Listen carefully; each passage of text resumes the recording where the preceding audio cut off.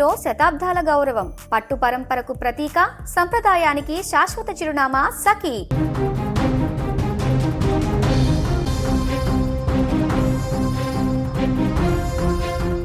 నవమాసాలు మోసి కన్నపేగు తెంచుకొని పుట్టిన బిడ్డ కళ్ళెదుటే ఆడుకుంటూ ఉంటే ఆ తల్లికి అదే స్వర్గం. కానీ ఆ బిడ్డ అర్ధాంతరంగా దూరమైతే ఆ తల్లికి బతుకే ఒక నరకం.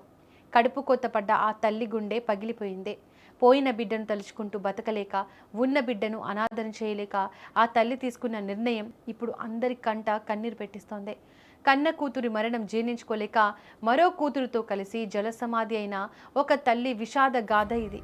ఈ హృదయ విదారక ఘటన పల్నాడు జిల్లా మాచర్ల మండలంలో చోటు చేసుకుంది. మాచర్ల పట్టణం 2వ వార్డుకు చెందిన వెంకట శివ అమరేశ్వరి దంపతులు.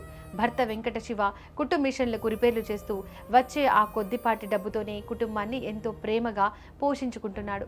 వీరికి 2 ఆడపిల్లలు. ముద్దులోలికే ఆ 2 పిల్లలతో ఆ ఇల్లు ఎప్పుడూ నవ్వులతో కలకలలాడుతుండేది. కానీ వారి ఆనందం ఎంతో కాలం నిలవలేదు.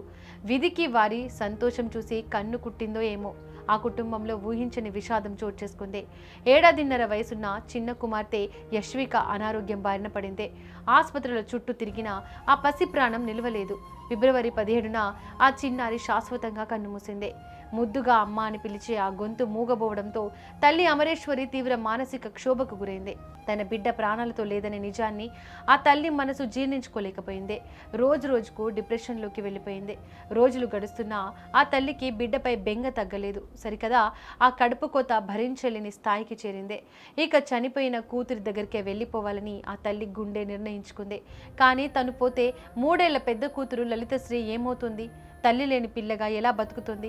ఆ ఆలోచనతో ఆ తల్లి తన పెద్ద బిడ్డను కూడా తనతో పాటే తీసుకెళ్లాలని నిర్ణయించుకుంది. కానీ తను పోతే 3 ఏళ్ల పెద్ద కూతురు లలితశ్రీ ఏమవుతుంది? తల్లి లేని పిల్లగా ఎలా బతుకుతుంది? ఆ ఆలోచనతో ఆ తల్లి తన పెద్ద బిడ్డను కూడా తనతో పాటే తీసుకెళ్లాలని నిర్ణయించుకుంది. బుధవారం ఉదయం 3 ఏళ్ల లలితశ్రీని తీసుకుని తాళ్లపల్లి వద్ద ఉన్న సాగర్ కుడి కాలువ వద్దకు వెళ్ళింది అమరేశ్వరి. కాలువ గట్టున నిలబడి ఏ పాపం ఎరుగని ఆ 3 ఏళ్ల పసికందును తన చున్నితో నడుముకు గట్టిగా కట్టుకొని కాలువలోకి దూకేసింది. నీటిలో మునిగి తల్లి బిడ్డ 2 ప్రాణాలు విడిచారు. కళ్ళ ముందే ఆడుకుంటున్న భార్యా బిడ్డలు 2 విగత జీవులుగా మారడం చూసి ఆ తండ్రి వెంకట శివ పడుతున్న రోదనలు చూస్తే ఎవరికైనా గుండె తరుక్కుపోక మానదు. అమ్మాయి 2 నెలల క్రితం చిన్నపాటు చనిపోయింది సార్. చనిపోయిన కాంచి అమ్మాయి బాగా డిస్టర్బ్ అయింది.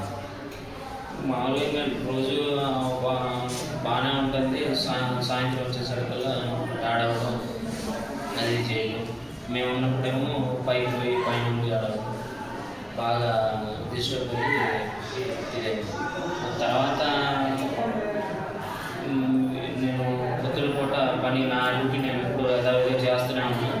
ఒకరోజు ఇంకా మా అత్తలు లేరు, అమ్మాయి దగ్గర ఎవరు లేరు. పెద్ద అమ్మాయి ఉంది అమ్మాయి దగ్గర. ఆ అమ్మాయి ఇంకా నేను పొద్దున్నే లేచాను. తిరణాలు మరుసటి రోజే పొద్దున్నే లేచాను. నేను రెడీ అయ్యి స్నానం చేసి నేను వెళ్ళే టయానికి అమ్మాయి అన్నం పెట్టుకొని అన్నం తిప్పుకుంటా నా ముందు అట్టుంది. నేను అట్లా బయలుదేరి వెళ్ళిపోయాను. నాకు 3ంటికి ఆ టైంలో తెలిసింది న్యూస్.